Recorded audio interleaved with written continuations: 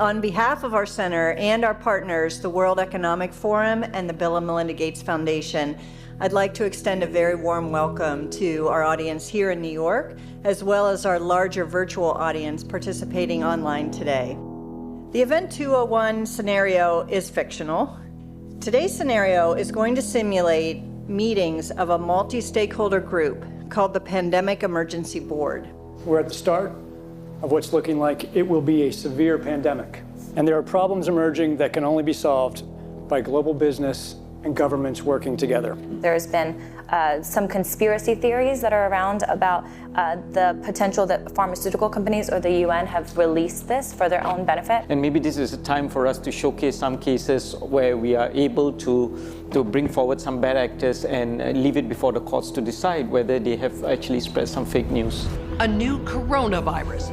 Infected people got a respiratory illness with symptoms ranging from mild flu-like signs to severe pneumonia. In related news, a significant demand for personal protective equipment like N95 masks and gloves are on the rise. Patients are overwhelming healthcare facilities. People are avoiding public spaces out of fear of infection and in compliance with public health recommendations. Our U.S. affiliate has just released polling results on public expectations for a vaccine, and 65% of those polled are eager to take the vaccine, even if it's experimental. I am not optimistic about having the vaccine in time to be relevant during this pandemic. With enough money and political will, anything is possible. Penalties have been put in place for spreading harmful falsehoods, including arrests. If the solution means controlling and reducing access to information, I think it's the right choice. What exactly are the risks and benefits of staying home from work? Absolutely, we need to save lives, but we literally cannot afford a heavy-handed response that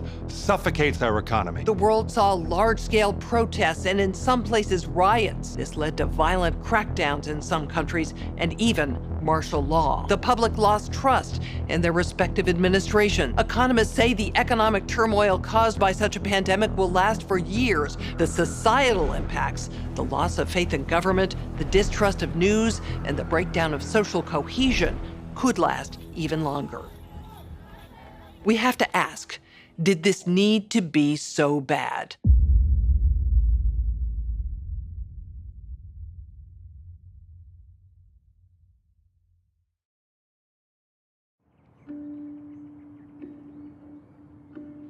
On May 4th, 2020, as part of a documentary series called Pandemic, I released an interview featuring science whistleblower, Dr. Judy Mikovits. The interview received fierce backlash for spreading what the media declared dangerous conspiracy theories. As a father and a veteran media producer, there was no way that I would release harmful information into the world during a moment as vulnerable as now. I had known Dr. Judy for 2 years before filming her interview. I read her book, then thoroughly researched and vetted her story. After interviewing her legal team, former colleagues, and people who have known her for decades, one thing I can say without question is, Judy Mikovits is one of the most honest, caring, and courageous women I've ever known. Why then would the most powerful forces of big tech, politics, media, and medicine go to such extreme measures to silence her voice all over the world? And why did all of the debunkers invest so much ink and airtime defaming Dr. Judy's character while avoiding very real revelations pertaining to patents, conflicts of interest, and the deadly corruption pervading our global health organizations? To get to the bottom of these questions, as well as many others, I've spent the last several weeks interviewing scholars from all over the world, among them top doctors, distinguished scientists, and Nobel laureates. I also sat down with Dr. Judy for a follow-up interview and to give her the opportunity to respond to critics. You can see that full interview on the Pandemic website. While you're there, make sure to dive down the rabbit hole, where you'll find additional videos, documents, and scientific studies that support the claims and perspectives put forth in the Pandemic series.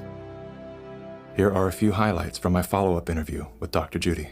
What do you have to say to the people who have tried to minimize your involvement with HIV by stating that you were at the bottom of the totem pole, 13th author of a 13-member group of scientists?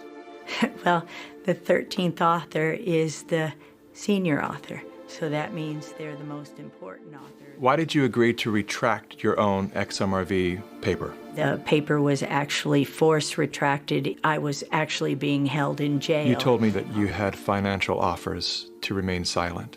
If you simply say you made a mistake and promise never to say another word, you can keep everything. You'll get all of your grants. You'll get everything back, millions of dollars. You'll get publication and funding. My lawyer said, that's the best offer you're going to get. I said, you don't understand me. I don't need an offer. I've already lost everything. If I thought even one child or one grandma was injured or killed because I didn't do something, that would have ended my life as I know it. There was no money you could ever pay me to get me to cover this up. I will never stop telling the truth.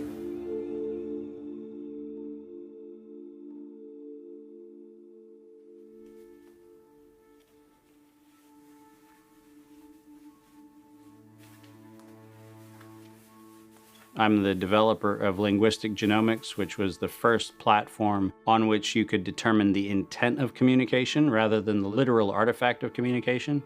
But we've also used that technology for a number of other applications in defense and intelligence and finance, and most notably, in the early 2000s, my company was responsible for bringing down what was, at the time, one of the largest tax frauds in US history.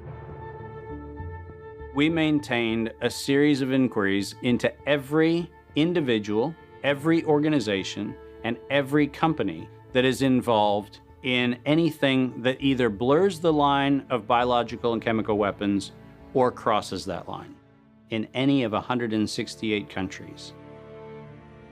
In 1999, there were 1 million patents digitized by IBM. And those 1 million patents were the first time human innovation had been put into an electronic digital searchable format. We took that information and we did a very simple exercise using our linguistic genomics technology, where I made the horrific assessment that approximately 1/3 of all patents filed in the United States were functional forgeries, meaning that while they had linguistic variations, they actually covered the same subject matter. In 1999, patents on coronavirus started showing up. And thus began the rabbit trail. March 2003, panic grips Hong Kong as a deadly new virus sweeps through the city. In 2003, the Center for Disease Control saw the possibility of a gold strike. And that was the coronavirus outbreak that happened in Asia. They saw that a virus they knew could be easily manipulated was something that was very valuable, and in 2003 they sought to patent it. And they made sure that they controlled the proprietary rights to the disease, to the virus, and to its detection, and all of the measurement of it. We know that Anthony Fauci, that Ralph Baric, that the Center for Disease Control, and the laundry list of people who wanted to take credit for inventing coronavirus were at the hub of this story.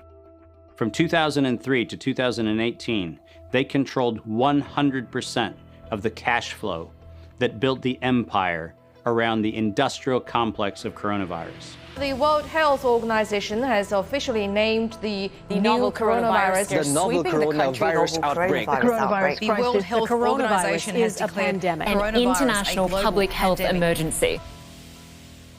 While we know that the coronavirus manipulation started with Dr. Ralph Baric in 1999. The major characteristics of SARS, MERS, and SARS coronavirus 2, it's a good way for you. Ralph Baric is the researcher at the University of North Carolina, Chapel Hill, who's famous for his chimeric coronavirus research. In 2002, there was a recognition that the coronavirus was seen as an exploitable mechanism for both good and ill. On April the 25th, 2003, the U.S. Center for Disease Control filed a patent on the coronavirus transmitted to humans. Under 35 U.S. Code Section 101, nature is prohibited from being patented. Either SARS coronavirus was manufactured, therefore making a patent on it legal, or it was natural, therefore making a patent on it illegal. If it was manufactured, It was a violation of biological and chemical weapons, treaties, and laws. If it was natural, filing a patent on it was illegal. In either outcome, both are illegal. In the spring of 2007, the CDC filed a petition with the Patent Office to keep their application confidential and private. They actually filed patents on not only the virus, but they also filed patents on its detection and a kit to measure it. Because of that CDC patent, they had the ability to control who was authorized and who was not authorized to make independent inquiries into coronavirus. You cannot look at the virus, you cannot measure it, you cannot develop a test kit for it. And by ultimately receiving the patents that constrained anyone from using it, they had the means, they had the motive, and most of all, they had the monetary gain from turning coronavirus from a pathogen to profit. Developing and owning a coronavirus vaccine has become a biotech arms race with political overtones. This vaccine gold rush is starting to bother me. Gold rush. Let's keep that in mind. And so somewhere between 2012 and 2013, something happened.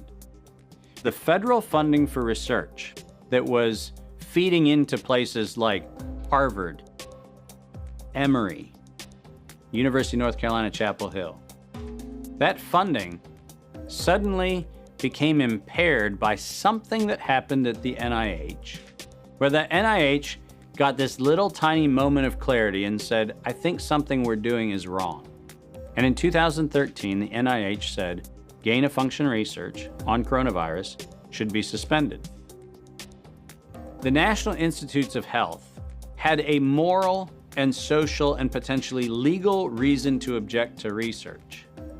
But the letters that were sent to the researchers essentially said, you are receiving notice that we're telling you to stop. And now on the bottom of the page, we're going to clarify what stop means. Keep going. But when the heat gets hot in 2014 and 15, what do? You offshore the research.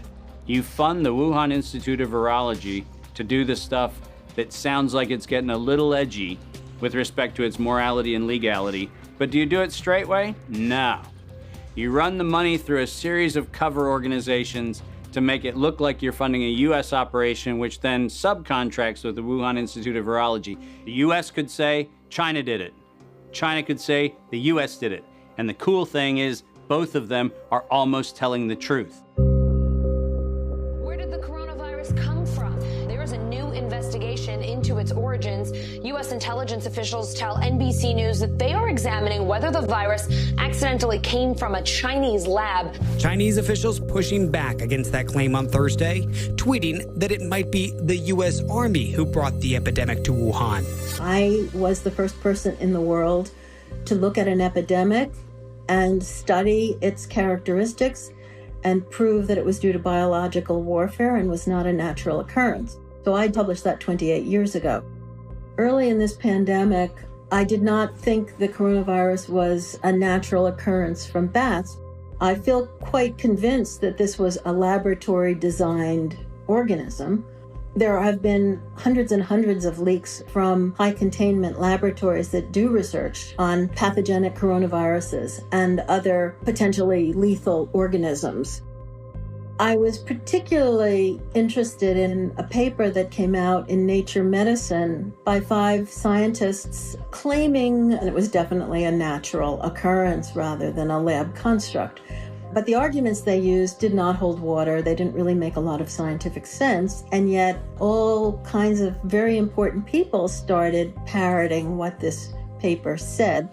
And so that, of course, got me scratching my head saying, why are these people risking their reputation when it's obviously illogical, doesn't hold water? Somebody must have made them publish this, and somebody must have told these other people that they have to say it's a great piece of science. You were quoted as saying, it was a meticulous job done professionally. It could be done by somebody very expert in molecular biology, I think. Et c'est pas naturel, c'est ce que vous voulez dire? Non, ce n'est pas naturel, c'était un travail de professionnel, un travail de biologiste moléculaire. C'est un travail très minutieux, on peut dire d'horloger, on peut dire au niveau des séquences. Mais dans quel but? Dans quel but, ça, ce n'est pas clair. Moi, j'expose, si vous voulez, mon travail, c'est d'exposer les faits, c'est tout. See, the problem with all of this is the evidence is right in front of our face. And when confronted with evidence, we are told fact checkers are somehow transcendent. The pace of our modern world makes it nearly impossible for working people to research the events and policies that shape their lives. When seeking answers to life's most pressing questions, where do we go first? Google. Enter the subject, hit go, and there it is. Only what they want us to see. In today's culture of copy and paste journalism, it's common for hundreds of unrelated outlets to feature the exact same report. This is not the result of laziness. This is by design.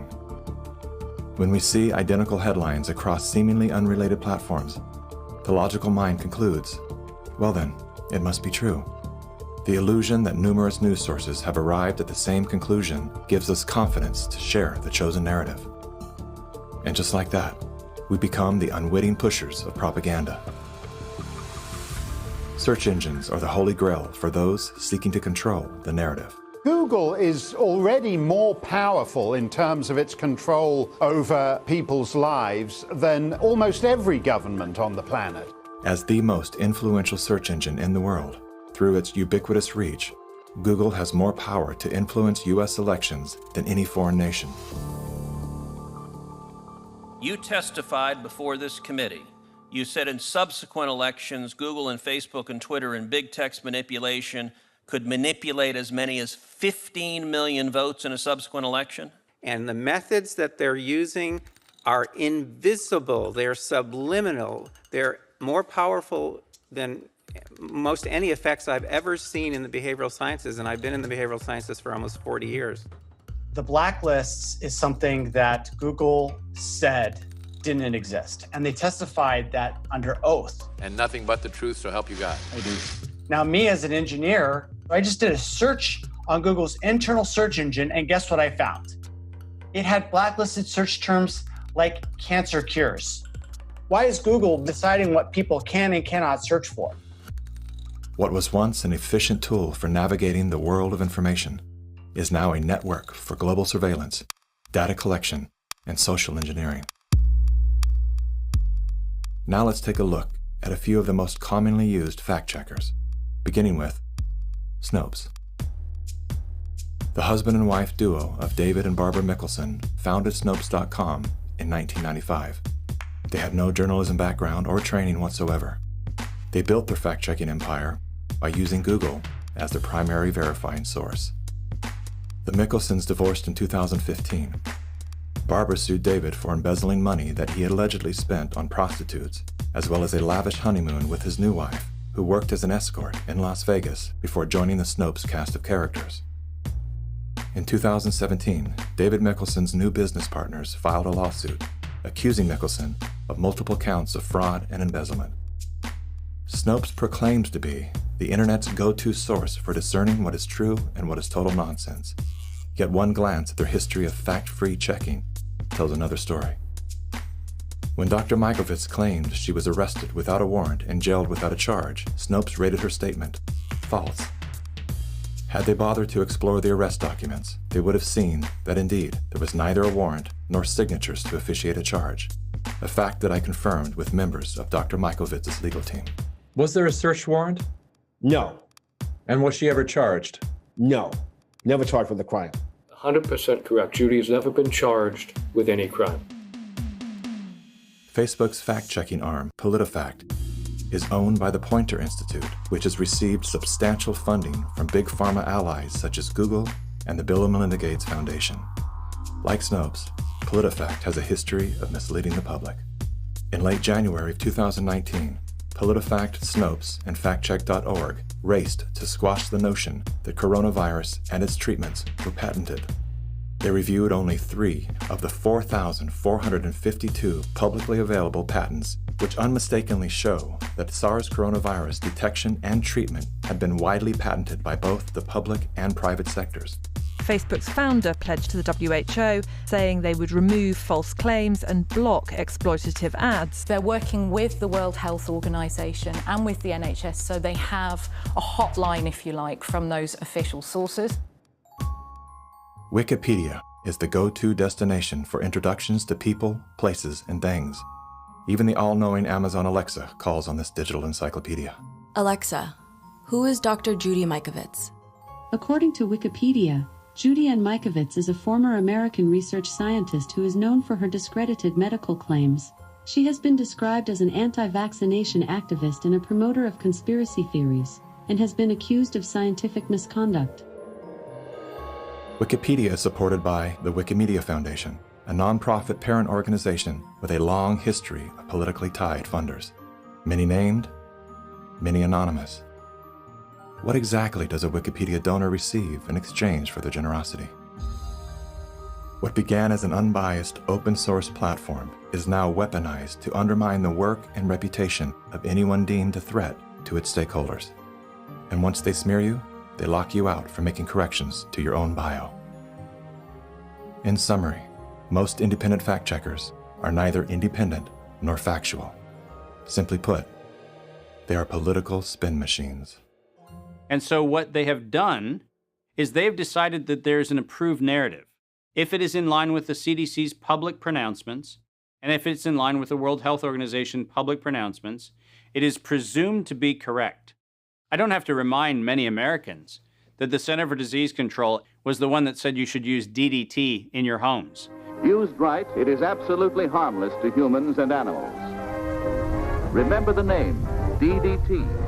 It spells certain death. A scientific panel today reported that pesticides may indeed represent a grave threat to mankind.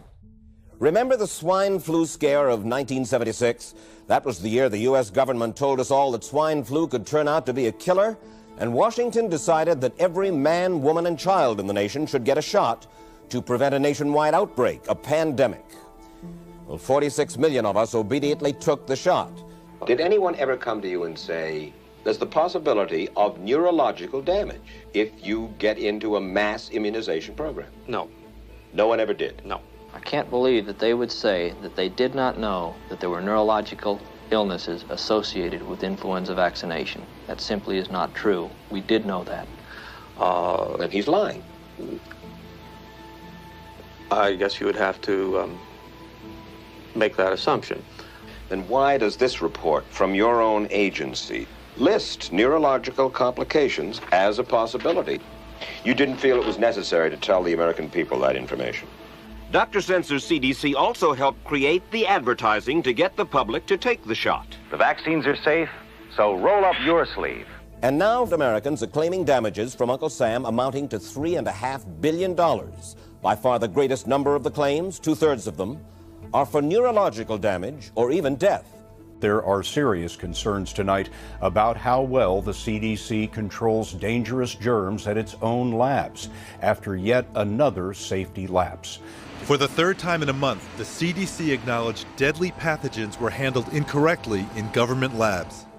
That CDC is the CDC that allegedly is looking out for your public health. When we start with the assumption that the official dogma has to be the objective standard, then what fact checkers look for is a piece of published media that confirms the statement made by that particular organization. And then debunkers and conspiracy theorist blower-uppers come in and say, we're gonna make this thing clearly the scam that it is. Every media outlet that is in the public media right now has planted evidence, and they have re-ranked pages. So if you look today at face mask wearing, and if you look today at social distancing studies, you will see the studies that used to be number 1, number 2, number 3 on the pages of PageRank search don't exist anymore. And what is there are studies that wind up having headlines that support the common narrative. You're going to be hearing more about advanced guidelines. Because if you can keep people from assembling, guess what they're not talking about? They're not talking about the issues of the campaign. If you can keep people in their homes, the only source of information that you can have is what you curate for them. Now I know how to target my electorate. They're in the only place I allow them to be, being fed the only message I'm allowing them to hear, through a media that I control.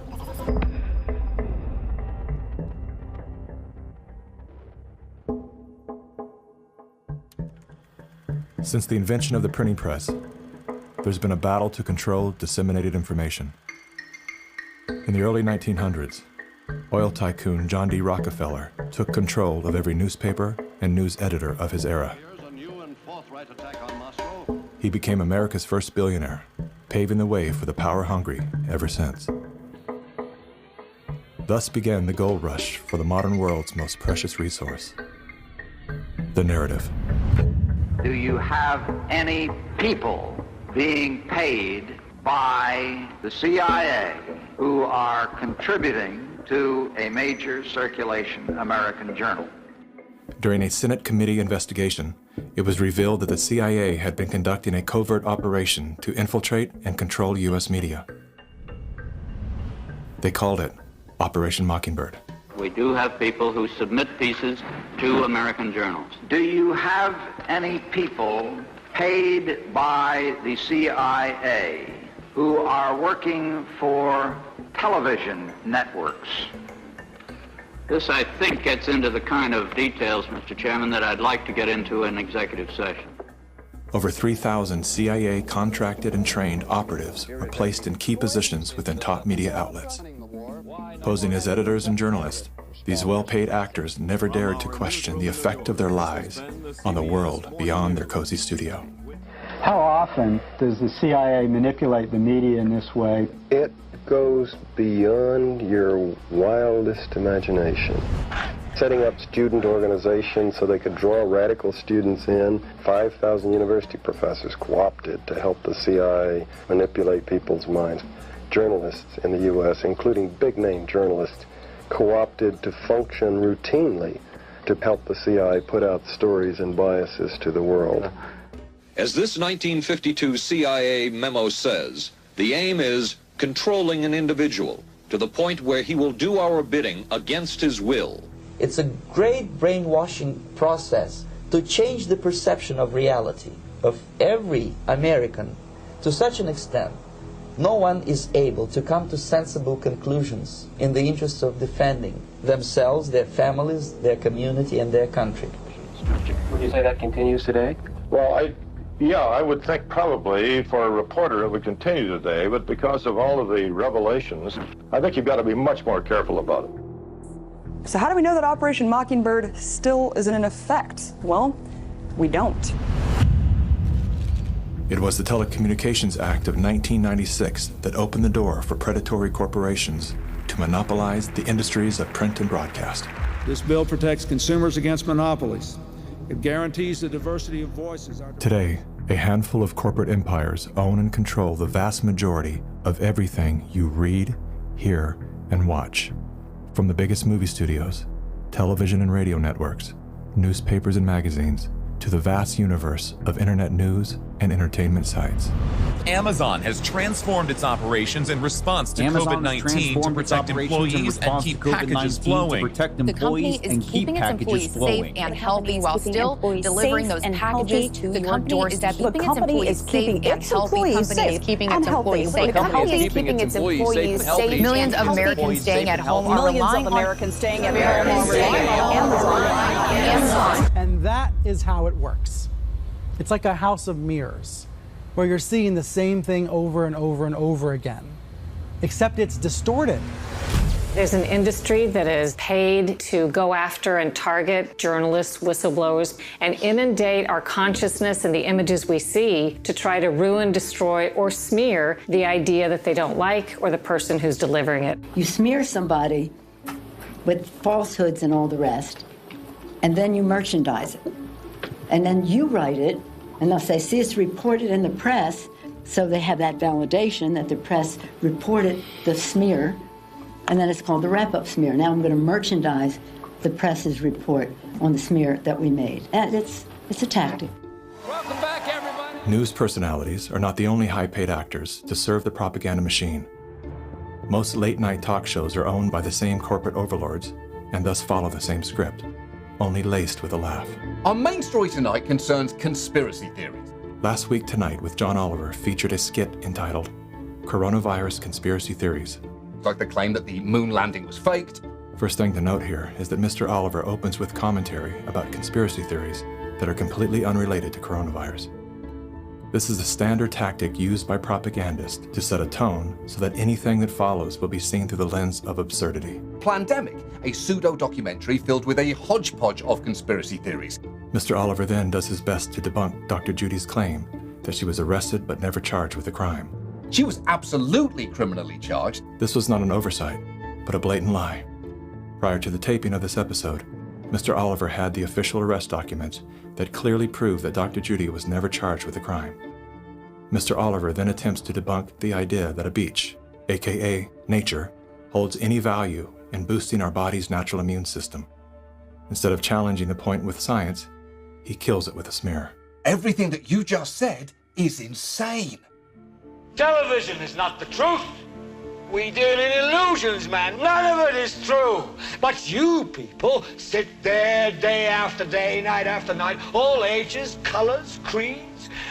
We're all you know. You're beginning to believe the illusions we're spinning here. You're beginning to think that the tube is reality and that your own lives are unreal. This is mass madness, you maniacs.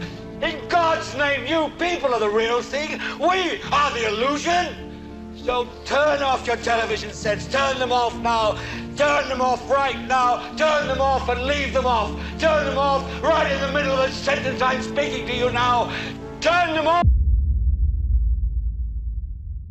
In 1979, the world decided that we needed the Bayh-Dole Act because we needed to reform our patent system.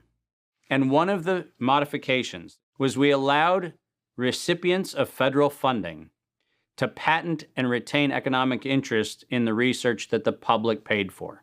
You get a $5 million grant from the taxpayer, and then you get to charge the taxpayer a premium for the technology they paid to develop. Pfizer's going to get nearly $2 billion. Moderna receiving $438 million in taxpayer money. And yet both companies have said they will not sell the vaccine at cost. They're going to make a profit on it. Should pharmaceutical companies profit off this vaccine research that taxpayers have helped fund? The Bayh-Dole Act failed the American people because rather than standing on the shoulders of giants, we now kneel at the feet of greed.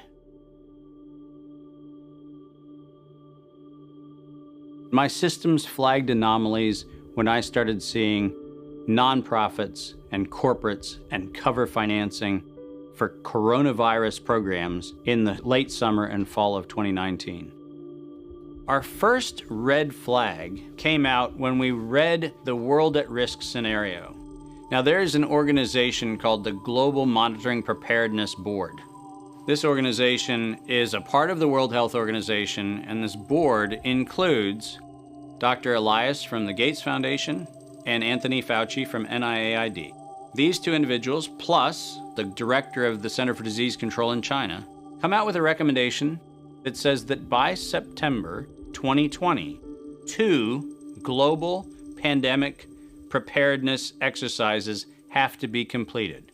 And one of them has to be done on the release of a respiratory pathogen. That then gave rise to an October event, Event 201. On behalf of our partners in the Bill and Melinda Gates Foundation. Event 201 took place 5 months before COVID-19 was declared a pandemic.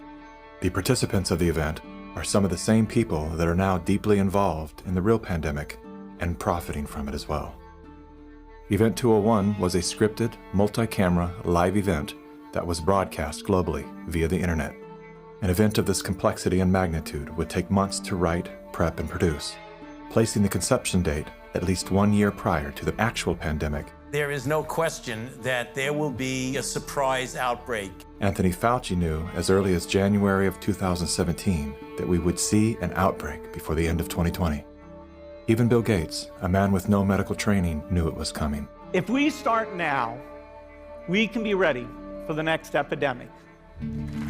Every single thing that you have seen play out in front of your eyes, all of them laid out in their tabletop exercise, which, by the way, fact checkers have said, has nothing to do with the coronavirus outbreak. Just happenstance. This is that wonderful universe of improbabilities where events just co-emerge and then nature conveniently backs itself into our architecture. That's the scenario we're supposed to accept. Brilliant.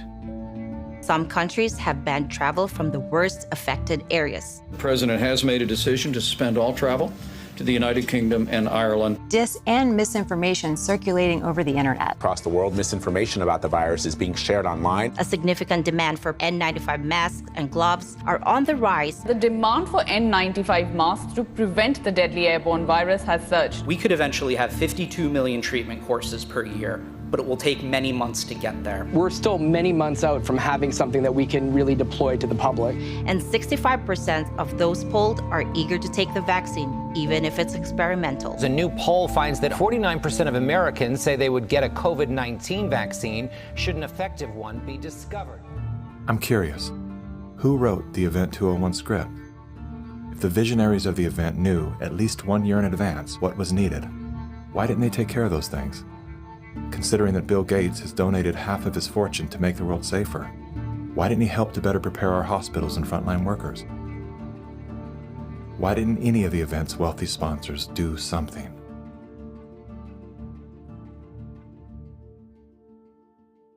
Now here we are.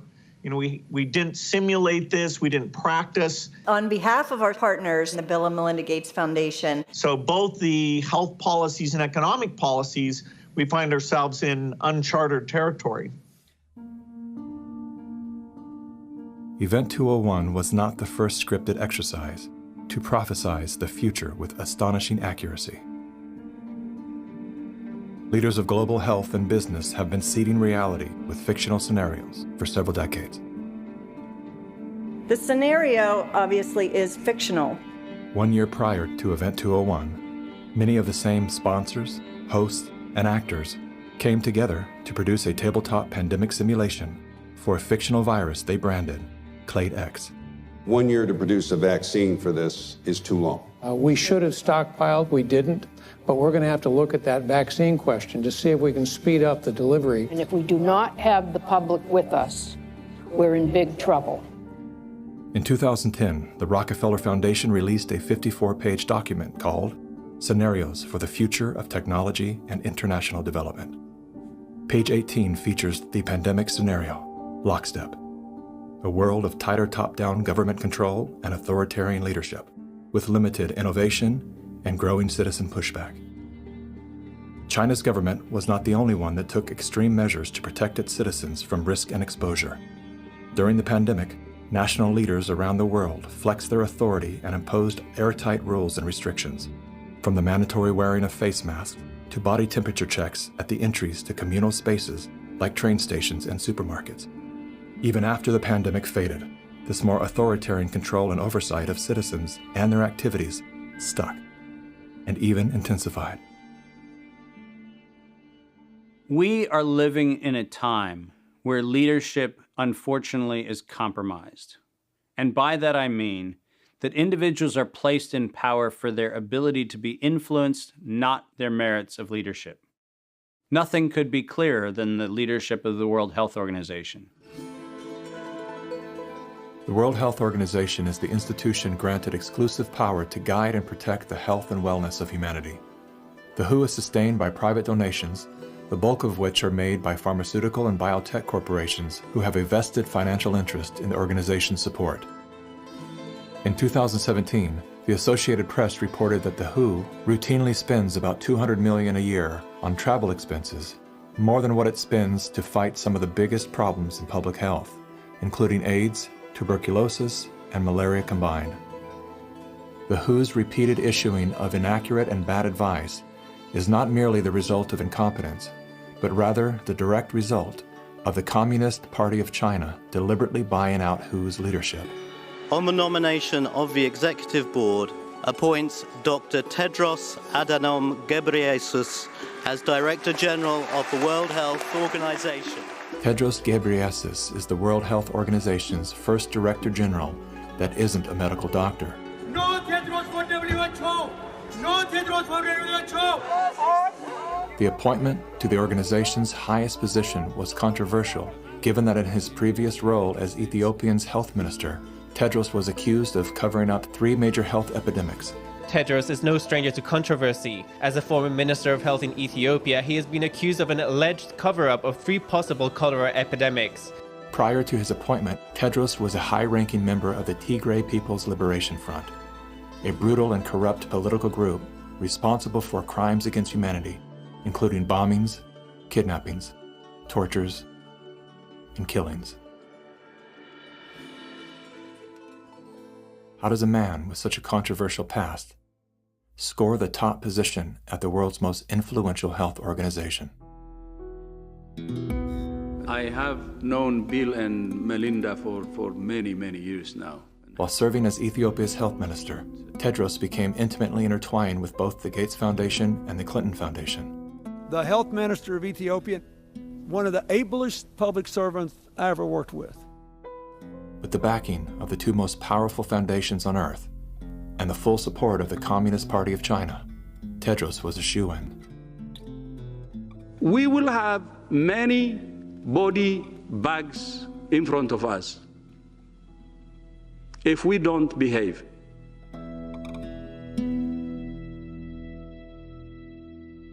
You cannot find a person promoting this scenario that's not part of the interlocking directorates of the World Health Organization, the CDC, the NIAID, or the organizations that are the philanthropic cover organizations that fund them.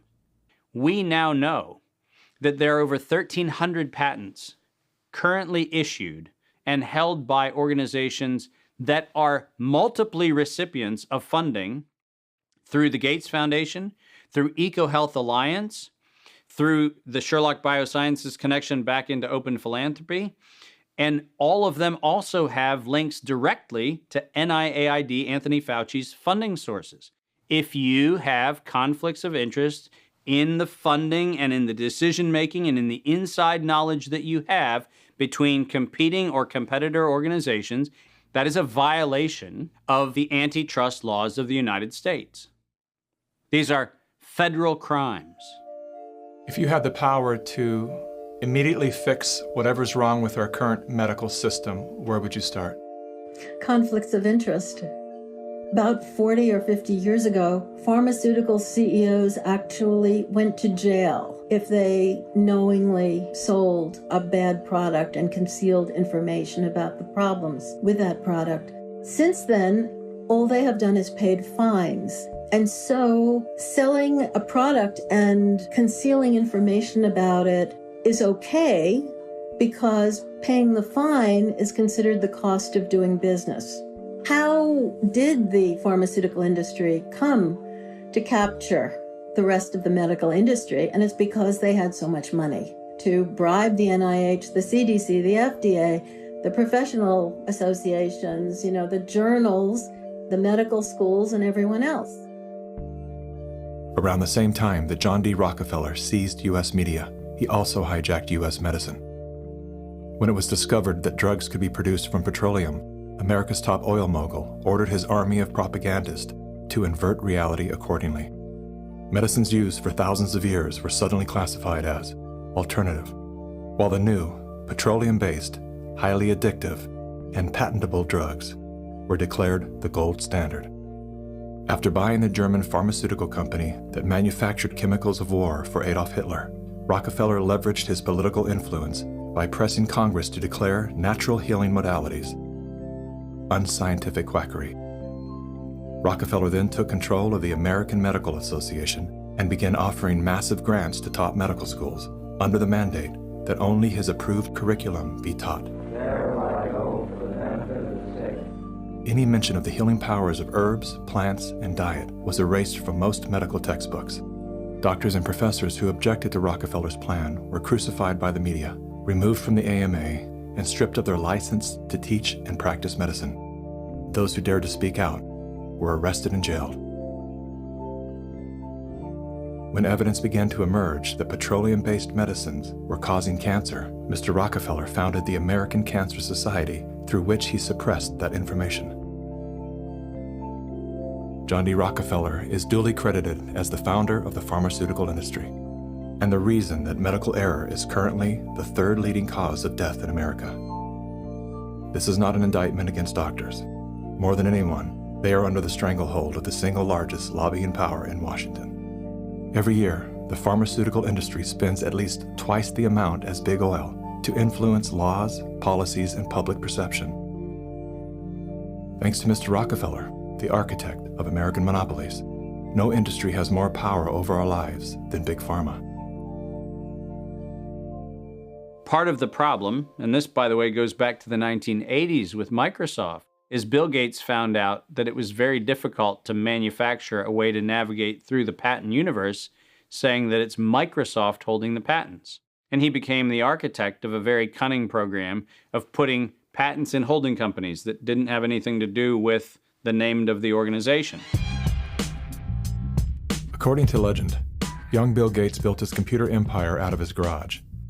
Reality tells another story, that Bill Gates was born into wealth and privilege. Both his grandfather and great-grandfather were banking moguls.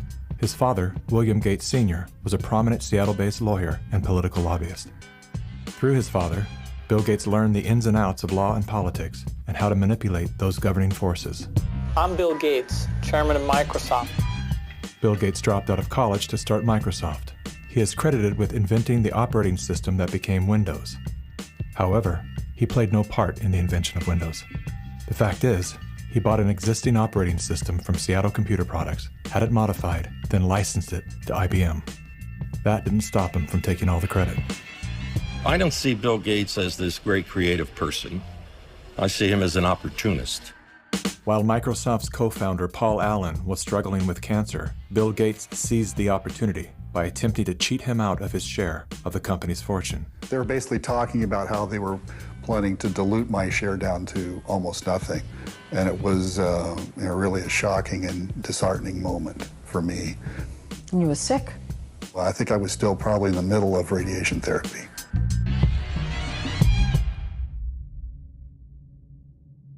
Gates' business strategies came under fire in 1998 when the United States Department of Justice sued Microsoft for antitrust violations. This is tape 3 of the videotape deposition of Bill Gates on September. During the 18-month trial, Gates gave hours of videotape testimony.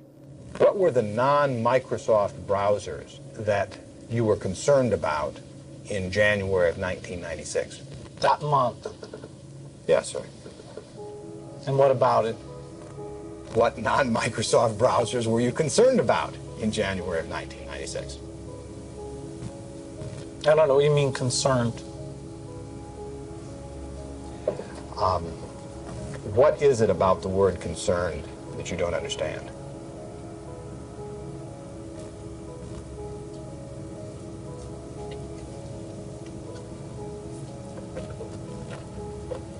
I'm not sure what you mean by it. The Justice Department has charged Microsoft with engaging in anti-competitive and exclusionary practices designed to maintain its monopoly in personal computer operating systems. In a move to overshadow the negative press, Gates invested $100 million to set up the Bill and Melinda Gates Foundation. Overnight, Bill Gates transformed his public image from ruthless tech monopolizer to the world's most generous philanthropist. I'm pleased to announce that we're pledging an additional $1 billion to STIN. We had the chance to witness Bill Gates 2.0, the man you don't know. The rebranding campaign paid off. His net worth swiftly doubled, earning Bill Gates the title of richest man in the world. You've invested $10 billion in vaccinations over the last 2 decades, and you figured out the return on investment for that, and it kind of stunned me. Can you walk us through the math? In a Wall Street essay, Bill Gates declared vaccines the best investment I've ever made. There's been over a 20-to-1 return. So if you just look at the economic benefits, that's a pretty strong number compared to anything else. The Gates Foundation expanded rapidly into a massive, vertically integrated, multinational corporation, controlling every step in a supply chain that reaches from its Seattle-based boardrooms to the villages of Africa and Asia. Is the world's largest private philanthropy causing harm? The Bill and Melinda Gates Foundation has made millions of dollars each year from companies blamed for many of the same social and health problems the foundation seeks to address. The Gates Foundation has investments in 69 of the worst polluting companies in the U.S. and Canada. Other companies in the foundation's portfolio have been accused of transgressions, including forcing thousands of people to lose their homes, supporting child labor, defrauding and neglecting patients in need of medical care. The Gates Foundation has not provided details. William H. Gates III and Melinda French Gates. As a top donor to both the WHO and the CDC, no one man has more power than Bill Gates to influence and control the health and medical freedom of all people. Normalcy only returns when we've largely vaccinated the entire global population. This will be the new normal until a vaccine is developed. Until we find a vaccine, going back to normal means putting lives at risk. We need to produce it and to deploy it in every single corner of the world. Full vaccination of our children and pregnant women. Development of new vaccines, therapeutics and diagnostics. Before effective vaccines and therapeutics are developed.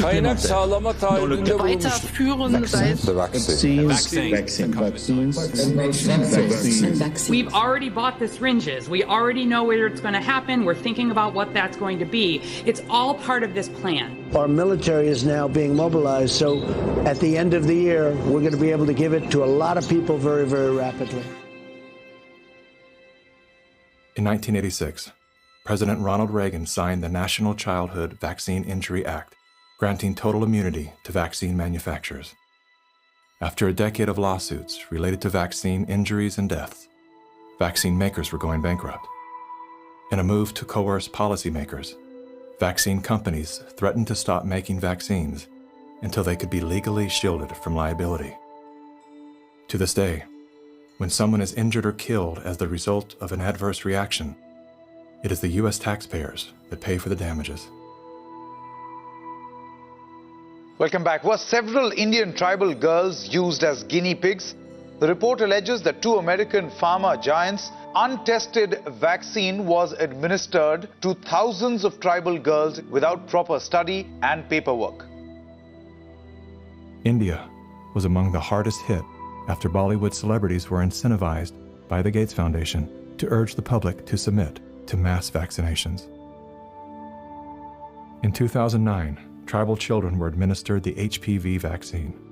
Over 24,000 girls were told they were being given wellness shots, in many cases without the informed consent of a parent or a guardian. The people that were administering these vaccines lied to the guardians of these girls and told the girls, oh, this is going to cure cancer, you're never going to have cancer. And these girls became severely injured. Some of them developed seizures, some of them developed cancer, and 7 girls died. And there was no insurance, there was no assistance for them. And the Gates Foundation denied that it had been clinical trials. And it was so bad that the parliament in India created a task force, they studied it, and they kicked out the Gates Foundation. But India is a barbaric country. Things happen here in a very barbaric way. But I was surprised to find an American organization operating in broad daylight, doing things in a very, very, let's say, Indian fashion. And so the route I took was that I want the whole procedure to be investigated. The Indian Parliament formed a committee, and it was to me a rather surprising move because you generally don't often have such a high-level inquiry into matters affecting poor people. And that was such an extraordinary report. I don't think Indian Parliament has ever come out with such a scathing report. And the government officials came up and said, we shouldn't have authorized this. We're sorry. We're not going to allow them again. And now they're back doing their same old tricks again.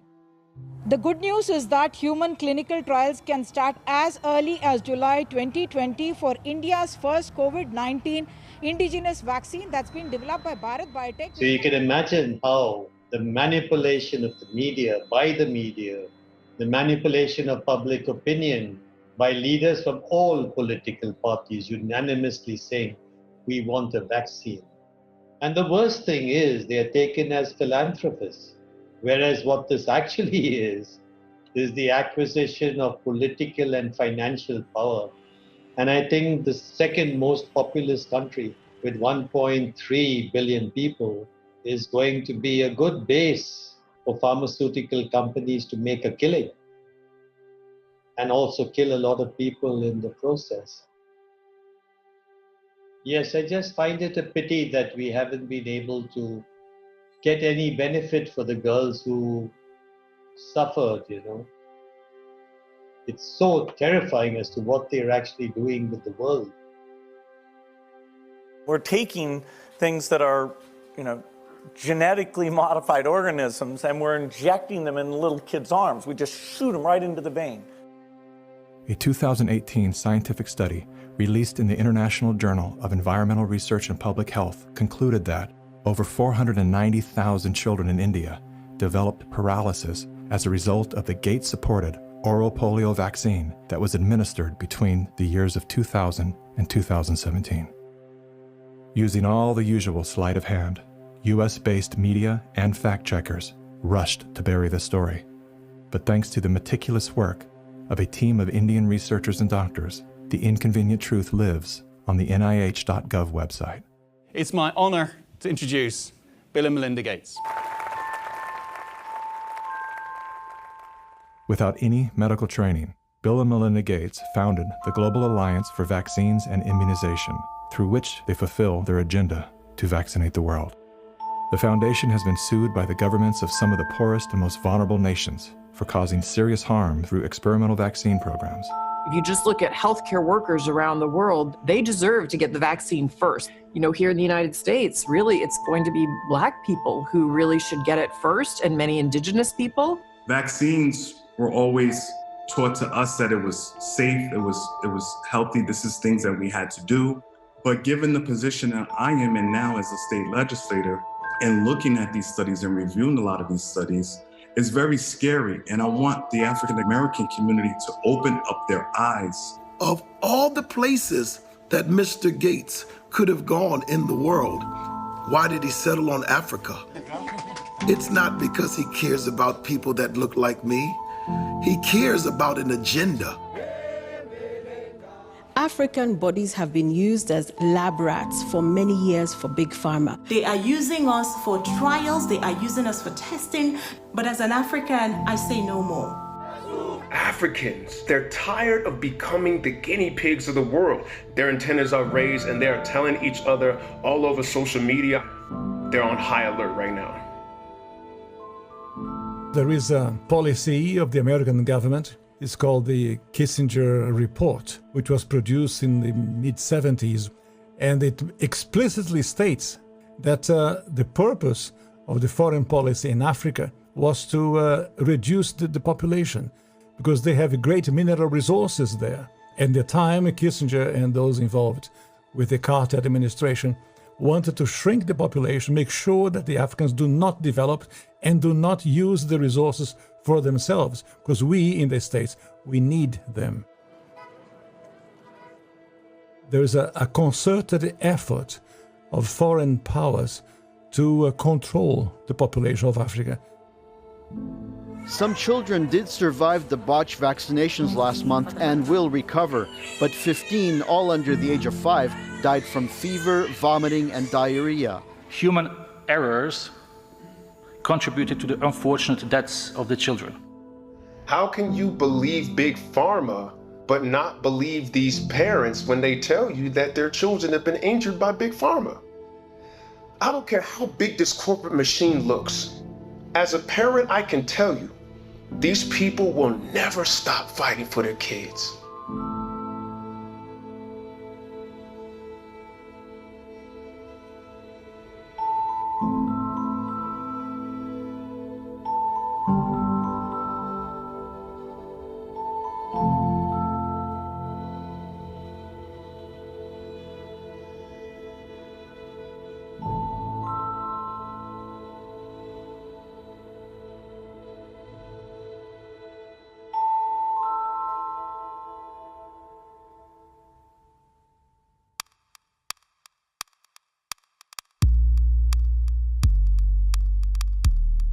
It would take hours to list all of the questionable initiatives that Bill Gates is involved in. Here's a few of the highlights. Gates is one of the key funders in the stratospheric-controlled perturbation experiment designed to block out the sun in an effort to control global warming by releasing massive amounts of calcium carbonate and other materials into the upper atmosphere. Critics, including environmental scientists, have called the project a global genocide experiment. Gates has invested over $1 billion in Earth Now's global surveillance project. The project will launch hundreds of satellites into space, which will allow for the 24/7 monitoring of all people everywhere. In partnership with MIT, Bill Gates has developed a new technology that allows vaccines to be injected under your skin along with your medical records. The quantum dot tattoo will implant an invisible certificate that can be scanned by authorities using a cell phone app and infrared light. Eventually, what we'll have to have is certificates of who's a recovered person, who's a vaccinated person. So eventually there will be this digital immunity proof. The EPA recently approved an experimental use permit to Oxitec, a biotech company funded by the Bill and Melinda Gates Foundation. In an effort to fight malaria, Oxitec will soon release millions of genetically modified mosquitoes in various U.S. states. According to the NIH website, programs are being developed to allow human immunization via mosquito bite. It was Science magazine that coined the phrase, flying syringes. Would you raise your hand, please? Do you solemnly swear the testimony you're about to give in the matter now pending? A shocking new report from the New York Times sheds light on the connection between Microsoft founder Bill Gates and the late Jeffrey Epstein. You report these two men met at least 6 times. Well, I believe there were more. This included visits to the mansion, seeing each other in Seattle, flying on Epstein's plane. When flight logs revealed that Gates had been a passenger on the Lolita Express, he claimed that he didn't know that the private jet belonged to Epstein. He also denied that he and Mr. Epstein were involved in any business deals.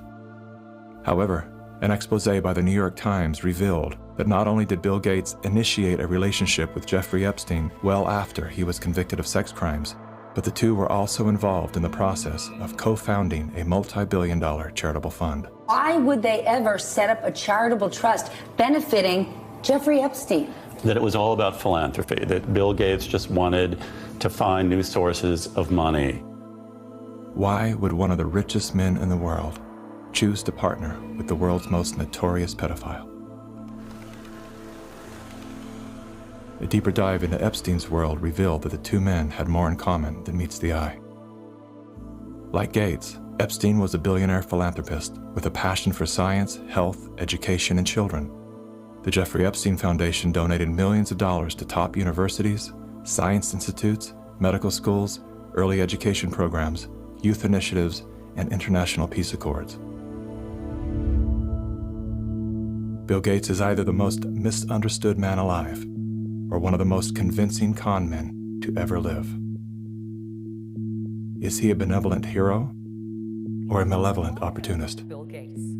Personally, I would love to believe that one of the richest men in the world is giving away his fortune for the betterment of humanity. I want to believe that endearing smile.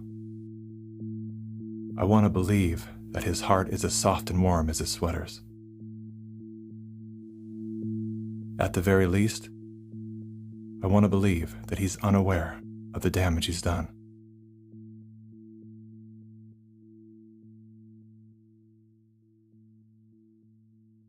I'm happy to announce that we've discovered a vaccine. We no longer have to live in fear. Everyone can get back to their normal lives. It's the great hope galvanizing the world. A vaccine for COVID-19. But are we being sold a lie? After all, COVID-19 is the 7th coronavirus to strike mankind, and we've never found a vaccine for any of them. The shortest time anybody's ever found a vaccine against any disease that I'm familiar with is about 7 years. The average time is 20. To be talking about a magic bullet coming in months, it borders on the absurd. People like myself and Tony Fauci are saying 18 months. A year to a year and a half. If everything went perfectly, we could do slightly better than that. But there will be a trade-off. We'll have less safety testing than we typically would have. And so governments will have to decide, do they indemnify the companies and really say, let's go out with this? Something that people should know about COVID-19 vaccines is they fall today under the PrEP Act, which came into being after 9/11 and after an anthrax scare. And this law gives virtually blanket liability protection. It's basically impossible to get any kind of compensation if you're injured. So people need to understand that if you take COVID-19 vaccines, you are absolutely on your own. If you're permanently injured, if you lose your job, if your healthcare expenses go through the roof, tough luck. Volunteers all across the country began getting shots today as part of the final phase of testing for an experimental vaccine being developed by the NIH and the drug company Moderna. The side effects for the Moderna vaccine sound concerning. We looked. After the second dose, at least 80% of participants experienced a systemic side effect. So, are these vaccines safe?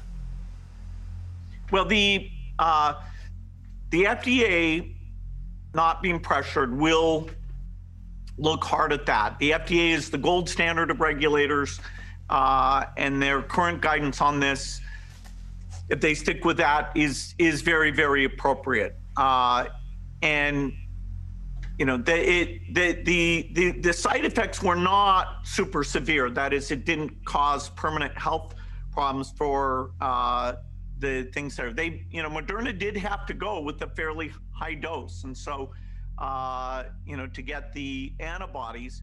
This isn't a vaccine story. This is a population management story. If your goal is to make this beautiful earth that we live on an exclusive playground for the entitled few, then populations that get in the way are a problem. And it is the empirical impulses of individuals who have decided that by outranking the rest of humanity, they can dictate upon humanity the conditions of their existence. Now we need to go and look in families to find those people who may be sick and remove them and isolate them. This bill enables the police to enter a home without a warrant. Madam Speaker, the police have never held that power. We will find out who lives in the house. If it's someone that is refusing, we will definitely consult with our health officer to look into next steps. So the Sheriff's Department and the Health Department showed up at her door with orders for her and her husband to wear ankle monitors. The couple says they never denied self-quarantining. You will no longer be able to leave home. Only one person will be able to go shopping once per day. Recreational activity is now no longer allowed. You will be allowed to have 1 hour of exercise no further than 5 kilometres from your home. Are you serious? Just for not having a mask? For no mask? Are you serious? We will shut you down. We will cite you. And if we need to, we will arrest you and we will take you to jail. You know the old expression about snitches? Well, in this case, snitches get rewards. Some people are ratting their neighbors out, calling the police, but others are turning to the internet, where social distance shaming has gotten ugly. In a time of crisis, trying to force compliance upon a population by making neighbors and friends distrust one another is exactly the opposite tactic we actually need. When human societies lose their freedom, it's not usually because tyrants have taken it away. It's usually because people willingly surrender their freedom in return for protection against some external threat. That's what I fear we are seeing now.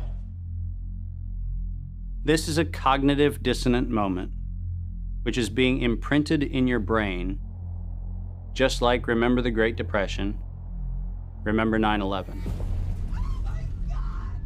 Weapons of mass destruction. We are being conditioned to have the excuse for unbelievable acts of tyranny, which will be justified by remember 2020. And your loved ones, those that die, those that are infected, they're being used as cannon fodder, which is the ultimate desecration of their honor and integrity. And this is also a test of humanity, to see how much of our liberty we will let go before we finally draw the line under enough. Benjamin Rush, a signer of the Declaration of Independence, stated, unless we put medical freedom into the Constitution, a time will come when medicine will organize into an undercover dictatorship to restrict the art of healing to one class of men and deny equal privileges to others. That time is now. Well, this won't be the last pandemic that we face. So we, we'll have to prepare for the next one. That, I'd say is, will get attention this time. Mm-hmm.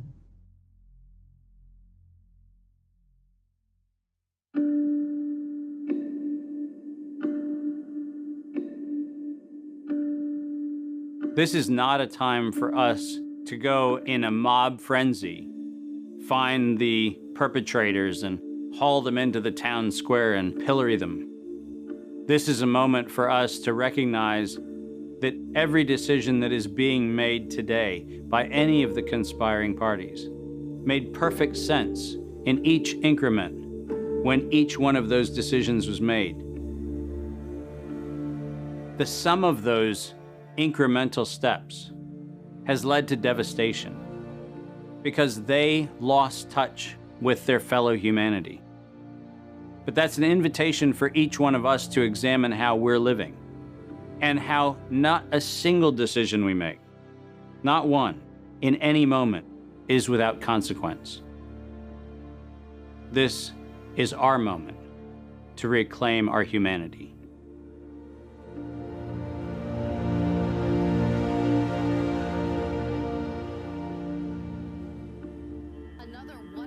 Our lives are shaped and guided by stories. The stories we're told become the stories we tell. The more we hear them, the more we believe them. When used as a tool, they help us to better understand who we are, where we came from, and where we're going. When used as a weapon, they can be deadly. One of the most dangerous stories we've been told is the one that goes something like this. Humanity is a failed experiment. We are parasites, a cancer, a virus. Human beings are a disease. It is a myth that permeates our movies, our music, our media, and our minds. As they say, repeat a lie often enough, it becomes truth.